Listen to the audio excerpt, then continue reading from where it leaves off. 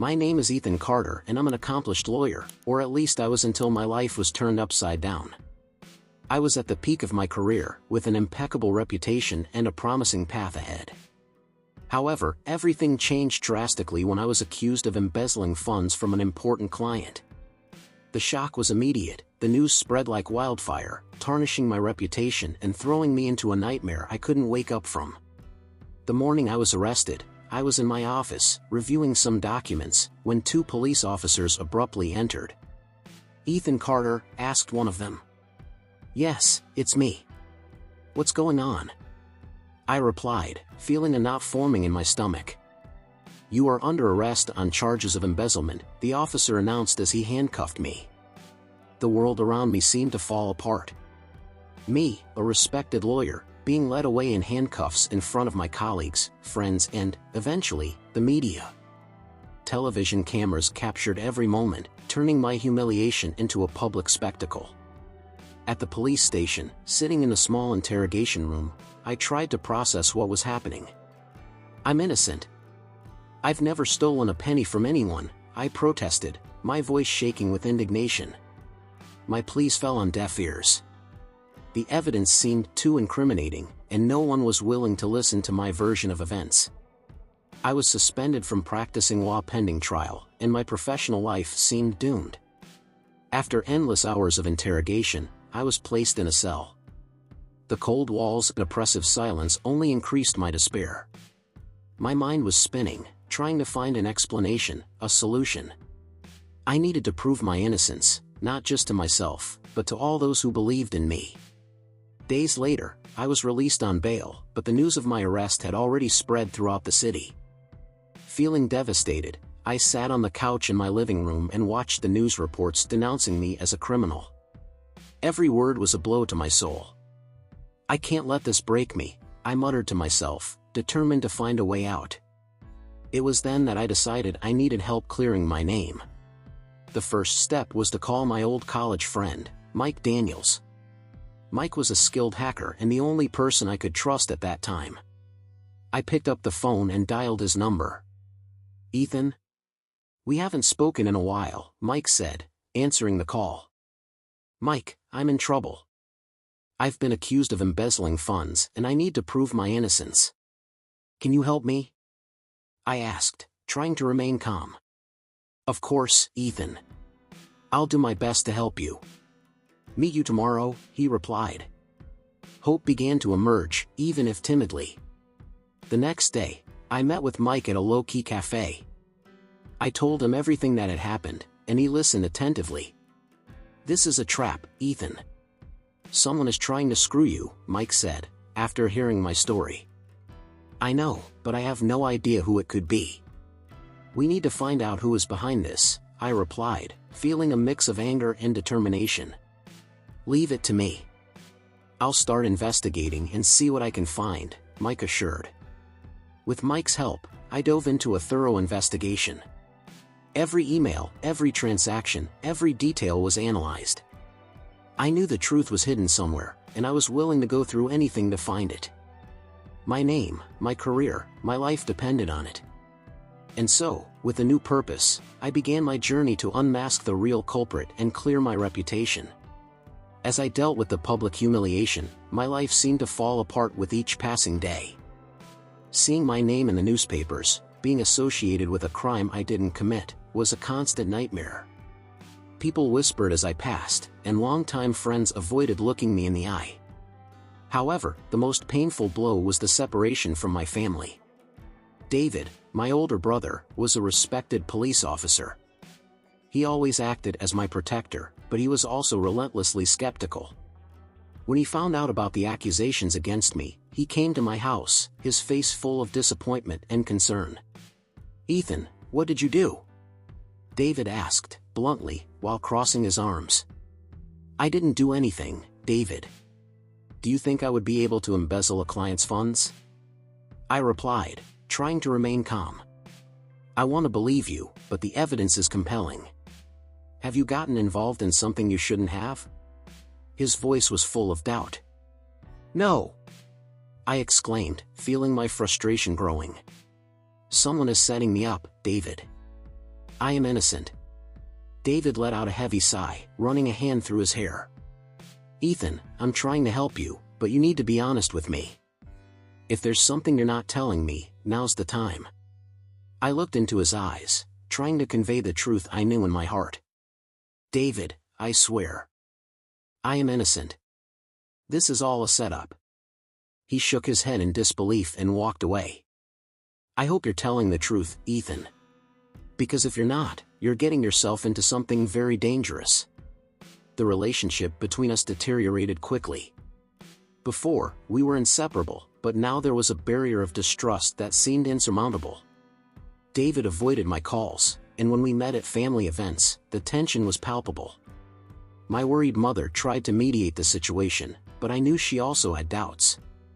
One night, after yet another heated argument with David, I sat in the dark living room of my house, my mind racing. I knew I needed to prove my innocence, not just to myself, but to everyone who doubted me, especially David. He was always my hero, and I couldn't bear the thought of losing his respect. I picked up the phone and dialed the number of Mike Daniels, my hacker friend. He answered on the second ring. Ethan, what happened? Mike asked, with genuine concern in his voice. I need your help, Mike. I can't do this alone. My voice was choked. David doesn't believe me.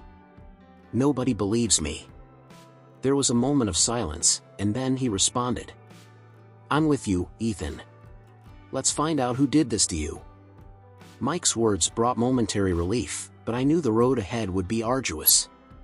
With each new day, the distance between David and I grew. He saw me as a potential criminal, and I had no way of convincing him otherwise without concrete evidence. Mike, I need you to get anything that can prove my innocence. And I need it fast. The urgency in my voice was clear. Leave it to me, Ethan. Let's turn this inside out. Mike replied with determination. While Mike began to investigate, I continued to deal with the pain of being shunned by my own family. I knew that deep down David just wanted to protect me and make sure I wasn't getting into anything worse. But each day that passed without a resolution only widened the gap between us. I was determined to restore my reputation and, more importantly, regain my brother's trust. And to do that, I needed to unmask the real culprit. I decided that no matter what, I would not rest until the truth came out. When I was wrongly accused of embezzling funds from an important client, my life turned upside down. The public humiliation was devastating, and the suspension from practicing law left me at a dead end. I knew I needed to prove my innocence and unmask the real culprit, but I couldn't do it alone. That's when I turned to my old college friend, Mike Daniels. Mike was a skilled hacker, someone I could trust blindly. We met at university, and since then, we have maintained a solid friendship despite our lives taking different paths. He has always had a unique ability to navigate the digital world, and I knew that with his help I could find clues that the police might not be able to. One night, after many days of uncertainty and anguish, I went to Mike's apartment. He was sitting in front of a series of monitors, surrounded by a mess of cables and electronic equipment. As soon as I entered, he looked up and smiled. Ethan, it's good to see you, he said, standing up to give me a hug. I'm sorry about what's happening to you. Let's work this out together. Thanks, Mike. I really need your help. I don't know where to start, I replied, feeling relieved to see a friendly face. He offered me a chair and we began to discuss the case. I explained every detail I remembered, while he listened intently, taking notes on his laptop. We need access to your law firm's systems, he said after a few minutes. If there's anything there that can prove your innocence, I'll find it. For weeks, we worked tirelessly. Mike hacked into systems, tracked emails, and analyzed financial transactions. We spent sleepless nights, often in the heavy silence of the early morning, broken only by the sound of keyboards and the hum of computers. One night, as I was reviewing some documents, Mike approached, holding a coffee and with a strange expression on his face. Ethan, there's something I need to tell you, he said hesitantly. Of course, Mike.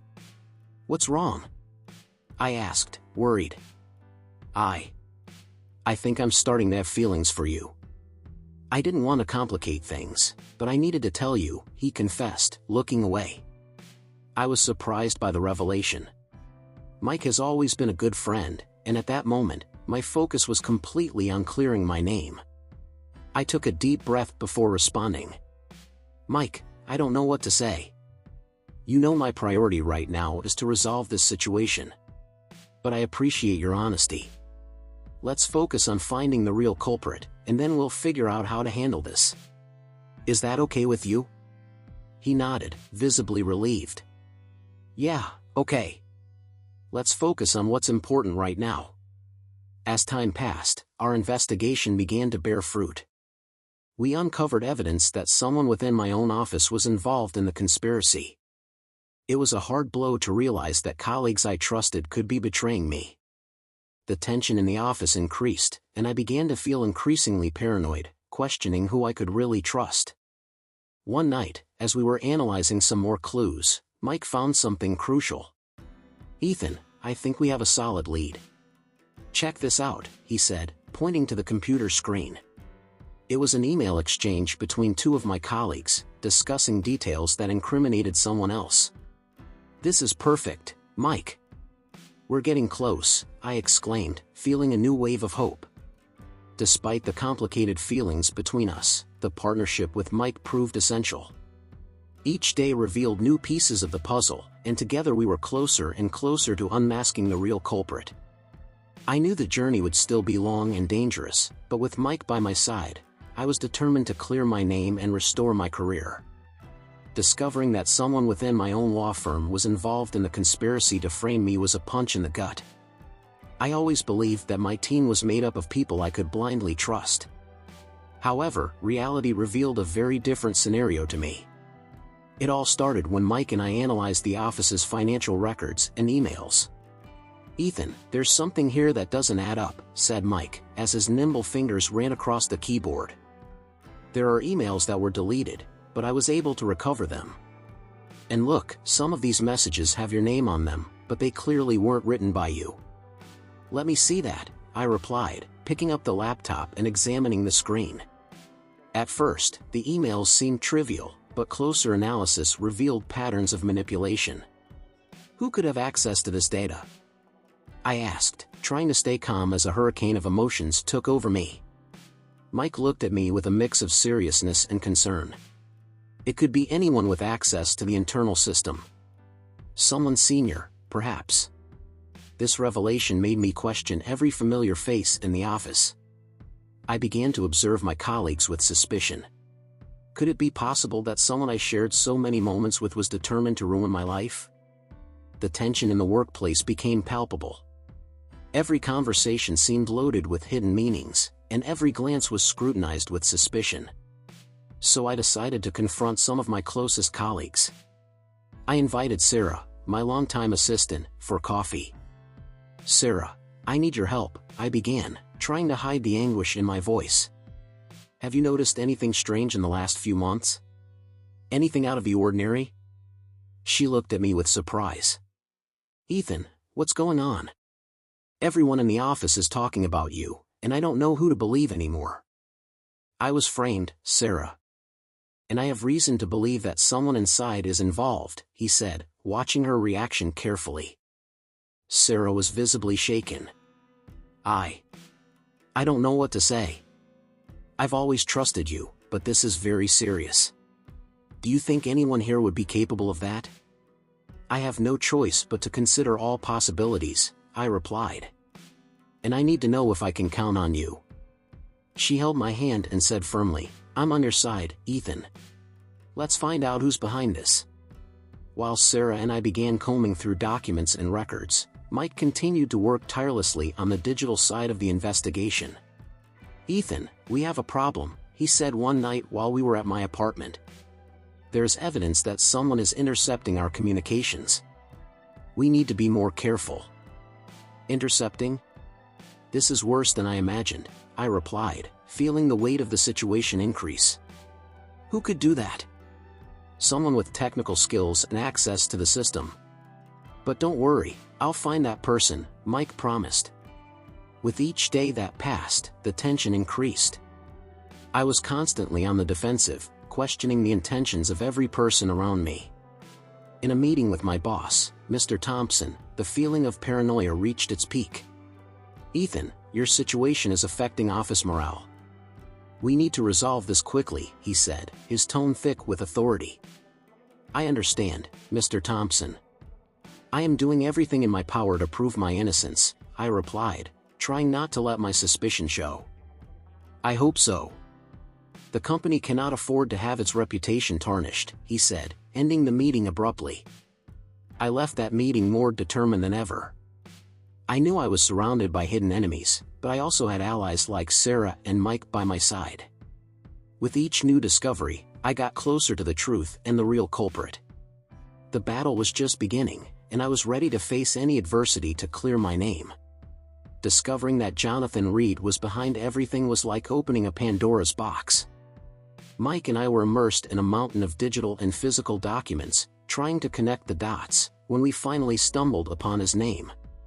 Jonathan Reed wasn't just an office colleague, he was a master manipulator, someone who could hide his intentions behind an impeccable facade. "Mike, did you find anything?" I asked, without looking up from my laptop. "Wait a second, Ethan. I'm cross-referencing it now. I think, yeah, here it is. Jonathan Reed has made several suspicious transactions over the last few months. Transfers to offshore accounts, investments in shell companies. This guy is deeper than we imagined," Mike replied, as his fingers danced across the keyboard. This revelation came as a shock. Jonathan always seemed to be the perfect example of an ethical and dedicated professional. I never suspected he could be involved in something so nefarious. But at the same time, everything started to make sense. He was always a little reserved, but in a way that seemed only meticulous, never suspicious. We need to understand why he did this. What's the reason? Revenge? Greed? I reflected aloud. Mike looked at me, eyes shining with determination. "We're going to find out, Ethan. And when we do, he'll have nowhere to hide." Our investigations revealed that Jonathan was not just interested in the money. There was a deeper layer of personal revenge. We went through old records and found a court case from years ago, where Jonathan lost an important case to one of our firm's partners. That defeat cost him a promotion, and apparently he never forgot or forgave it. "Ethan, there's something else here," Mike said, his voice full of urgency. "It appears he was involved in a scheme to embezzle funds from various clients, but always managed to place the blame on someone else. You were just the perfect victim this time." Each new discovery made everything clearer and, at the same time, more dangerous. Jonathan was not just a smart opponent, he was ruthless and was willing to do anything to protect his interests. "We need to be extremely careful from here on out, Mike. This guy will stop at nothing. If he finds out we're getting close, I have no doubt he'll try to silence us." Mike nodded in agreement. "I know, Ethan. But we're in this together. We're going to expose him, whatever the cost." The tension in the office increased every day. I saw Jonathan in the hallways, always with that fake smile, and I wondered what he was up to. Meetings with Mike became more secret and frequent. We were putting together a complete dossier, gathering every piece of evidence that could incriminate Jonathan once and for all. "We have to air this publicly. It can't be something he can hush up," I told Mike as we reviewed our findings. "I agree. We need a plan to reveal everything in a way that he can't escape. Maybe during a public hearing, where he won't be able to deny it," Mike suggested. With each step, the gravity of the situation became more palpable. Jonathan Reed wasn't just a traitorous colleague, he was a formidable enemy, resourceful and sharp-minded. The battle would be uphill, but I was determined to clear my name and expose the truth. Alongside Mike, I knew I had a chance. And this chance was all I needed. Despite the apparent difficulties and the weight of unfair accusations on my shoulders, I never stopped acting as a lawyer. Even though my own career was on the verge of collapse, my commitment to my clients and passion for what I do drove me forward. Each new case I took on during this difficult period felt like a puzzle, an opportunity both to find clues that could help me prove my innocence and to fall into traps meticulously prepared by my enemies. I remember one particularly cloudy morning when I received a visit from a client, Mr. Benitez, a middle-aged man with a look of despair on his face. He was being accused of a financial crime similar to the one I was facing. His case immediately piqued my interest. Was it coincidence or was something more sinister at play?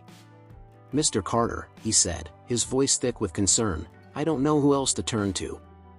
I'm being accused of embezzling funds from my company and, honestly, I don't know what else to do. My life is upside down."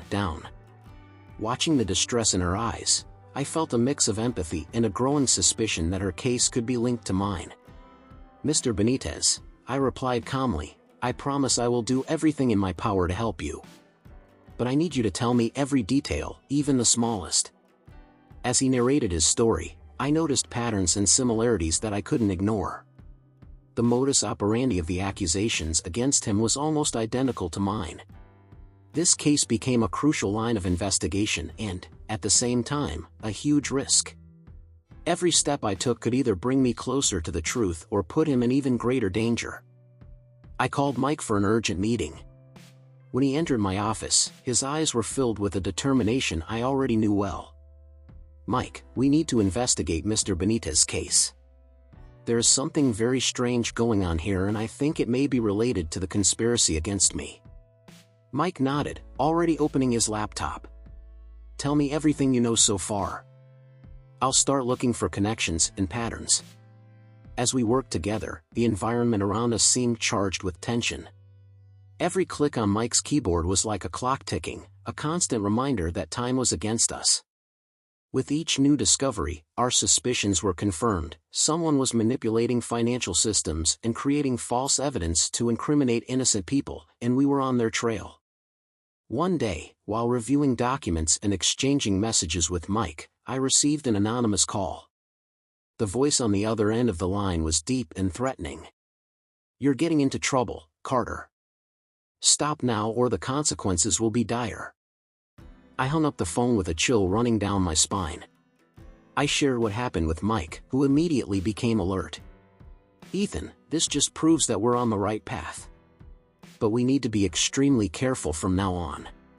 From that moment on, each step became a chess move, requiring precision and strategy. I took on other cases during this period, each with its own complexities, but always with the suspicion that they might be traps. A client accused of fraud, a company under investigation for money laundering, each new case seemed to intertwine with the larger conspiracy. The pressure was increasing, but so was my determination. Each court victory was a small light in the darkness, a reminder that despite the odds, I was still a capable and dedicated lawyer. And, above all, each case brought me closer to the truth, to the proof I needed to unmask Jonathan Reed and clear my name. These moments of tension and uncertainty tested my limits in ways I never imagined. But they also strengthened my conviction that, regardless of the danger, I would not give up until justice was served. And this journey, no matter how arduous it was, only made me more resilient and determined to fight for the truth. Mike's dark past began to reveal itself in ways I never imagined. During our investigations, I realized there was something he was hiding. "Mike," I called, holding my cell phone tight as I walked through my apartment, "we need to talk." "Of course, Ethan." "About what?" he replied, his voice filled with a caution I wasn't used to hearing. "About you. About your past." There was silence on the other end of the line. I could almost hear the gears in his mind turning, trying to decide what to say. Finally, he sighed. "I knew this moment would come," he admitted. "Shall we meet at our usual spot?" I agreed and hung up, my stomach churning.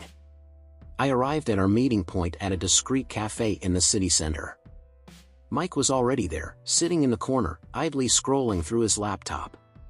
Upon seeing me, he closed the device and looked at me with a dark expression. "So what do you want to know?" he asked, bluntly. "I want to know everything, Mike. I can't go on without knowing who's really by my side."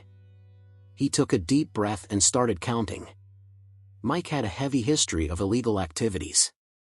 Before we met in college, he had been involved in cyber fraud, hacking into corporate systems, and even identity theft. He was a computer genius, but he had used his talents on the wrong side of the law for a long time. "I've changed, Ethan," he said, his voice full of sincerity. "When I met you, I decided to leave this life behind. But the past always has a way of catching up with us, doesn't it? Do you realize the risk you've put us in?" I asked, feeling anger bubbling up. "If Jonathan Reed finds out about your history, he could use it against us. It could destroy any chance we have of proving my innocence." "I know," he replied, lowering his head. "But I'm willing to do whatever it takes to fix this. To help you. I owe it to you." There was a moment of silence as I considered my options. Mike was a longtime friend, someone I trusted blindly. But now, my confidence was in tatters. "How can I trust you now?" I asked finally.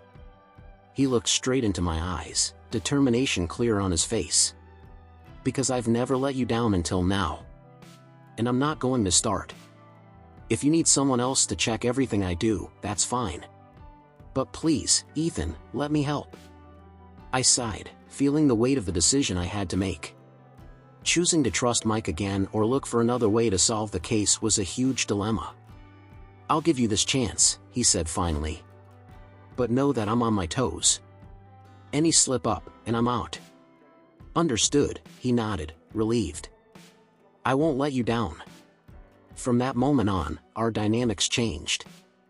I started checking Mike's every move, every piece of information he brought. I put security measures in place to ensure nothing we did could be traced back to us. At the same time, I began to consider other options, contacts, and means to continue our investigation if Mike failed. As time went on, I realized that Mike was truly committed to helping me. He used his expertise to keep us one step ahead and, little by little, confidence began to be restored. But the shadow of his past hung over us, constantly reminding me of the danger we were in. Each day was a battle against time and uncertainty. But with Mike by my side, the hope of exposing Jonathan Reed and clearing my name seemed increasingly possible. And so, we continued our fight, knowing that any false step could be the end of us. With each piece of the puzzle falling into place, Mike and I got closer and closer to the truth. The tension was palpable, and adrenaline coursed through our veins. Each discovery took us one step closer to Jonathan Reed, but also revealed that he was not acting alone. He had accomplices, both inside and outside the law firm. It was a cold, rainy night when Mike and I were in my apartment, surrounded by stacks of documents and open laptops.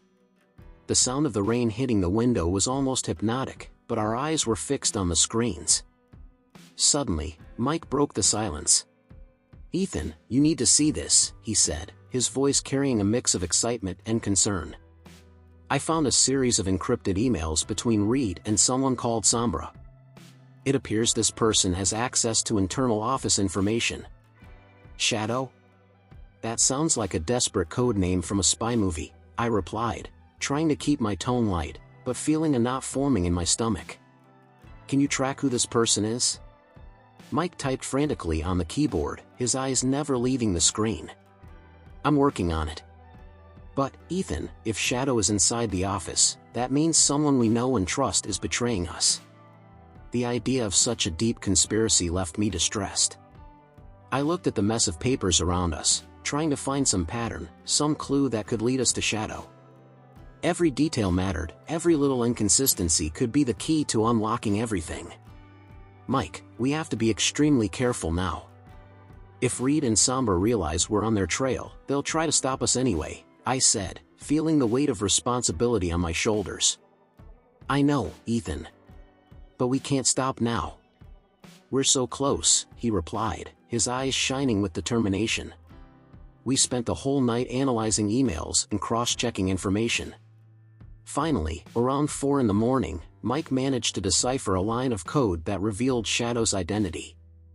"It can't be," Mike murmured, his voice barely above a whisper. "It's Claire." "Claire? My assistant?" My mind was spinning. Claire was always a dedicated professional and loyal.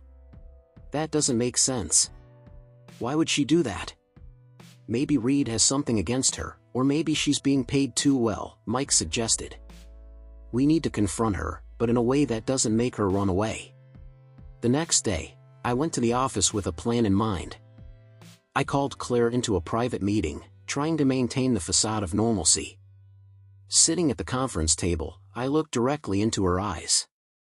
"Claire, I need to talk to you about something very serious," I began. "We discovered that someone has been passing confidential office information to Jonathan Reed. And it appears that person is you." Claire's face turned pale. "Ethan, I don't know what you're talking about." "There's no point in lying, Claire. We have proof. And, if you cooperate, we can try to minimize the consequences for you," I pressed, trying to remain calm. Claire sighed deeply, tears beginning to form in her eyes. "I had no choice, Ethan.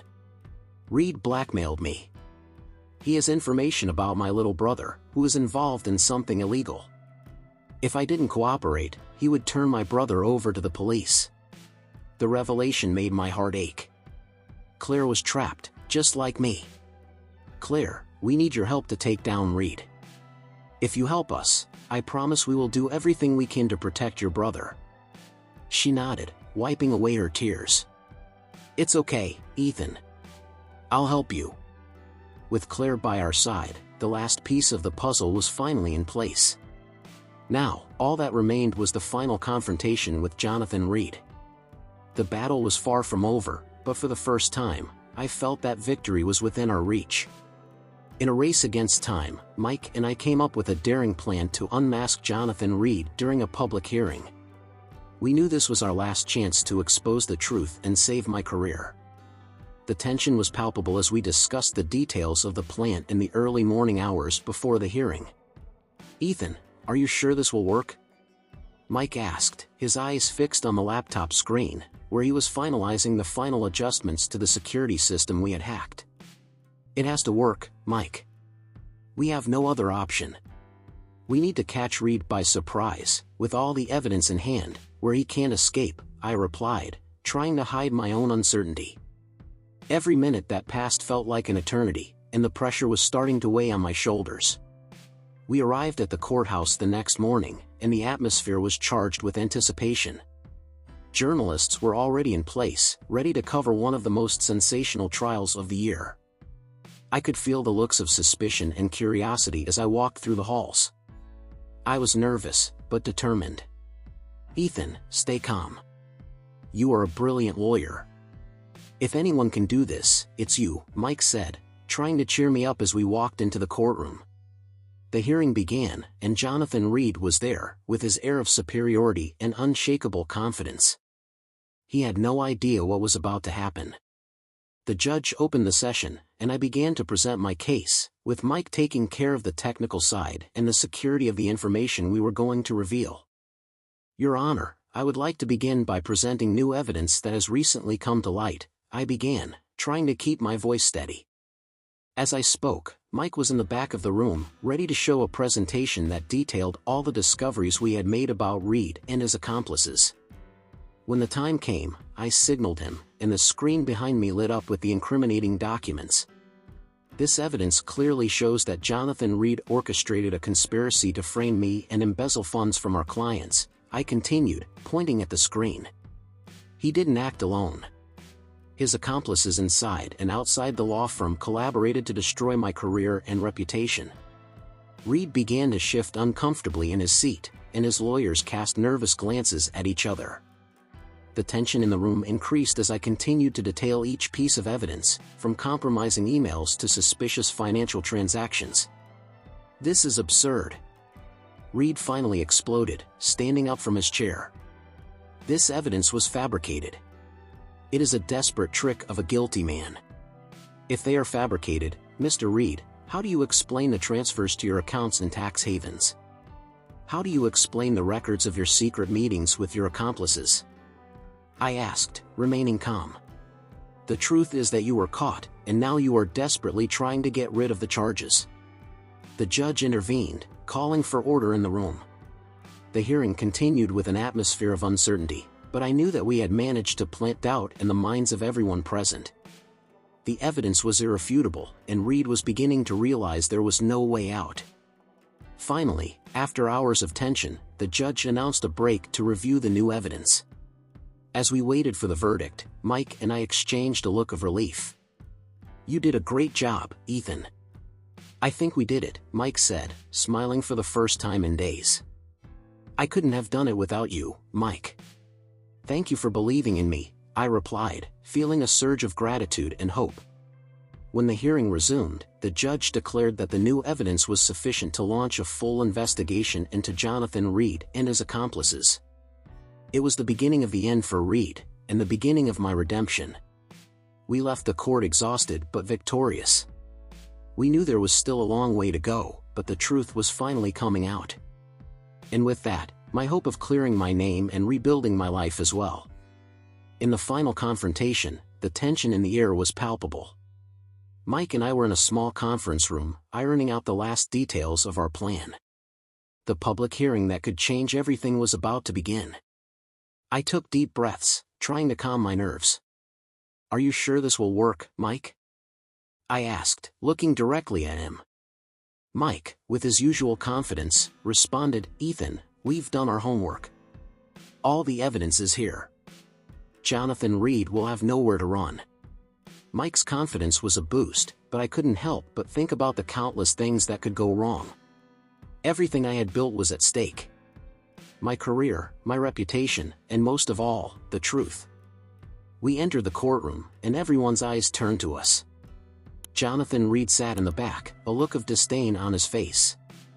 I could feel the coldness and arrogance emanating from him. He was convinced he would get away with it. The judge began the session, and I stood up to make my opening statement. "Your Honor, I'm here to prove my innocence and expose the true face of Jonathan Reed," I began, feeling adrenaline course through my body. As I presented the evidence, showing the fraudulent transfers and forged documents, Reed's expression began to change. He glared at Mike and me, realizing his plan was falling apart. "This is absurd." Reed finally exploded. "This evidence is forged." Was then that my brother, David, entered the room. His presence was a surprise to everyone, including me. He walked to the witness stand and looked directly at the judge. "Your Honor, I am Detective David Carter, brother of Ethan Carter. For the past few months, I have been secretly investigating this case, and I can confirm that all the evidence presented is legitimate," David stated firmly. I was shocked. I never imagined that David was helping me. He always seemed so distant, so skeptical of my innocence. But there he was, by my side, at a crucial moment. "David, did you always believe me?" I asked in disbelief. "I had my doubts, Ethan," he replied. "But deep down, I knew you were incapable of something like that. And when I started investigating, I discovered the truth. I needed to be right before I supported you completely." With David's confirmation, the hearing room fell into absolute silence. Jonathan Reed was visibly shaken. There was no longer any escape for him. The judge ruled, based on the evidence and the testimony of Detective David Carter, I find Jonathan Reed guilty of fraud and conspiracy. He will be arrested immediately and will face the consequences of his actions. When the guards took Reed away in handcuffs, I felt a huge weight lifted from my shoulders. My reputation was restored, my career saved, and the truth finally revealed. Mike approached me, a tired smile on his face. "We did it, Ethan. We did it justice." I hugged him tightly. "Thanks, Mike. I couldn't have done it without you." He laughed. "Now, I think it's time for me to change my life, follow a more honest path. You inspired me, Ethan." David, who was next to us, put his hand on my shoulder. "I'm sorry I doubted you. I'm proud of the man you are." That moment was one of redemption for all of us. The truth had prevailed, and I was ready to start over, with my family and friends by my side. Justice had been served, and my journey of overcoming had finally come to an end.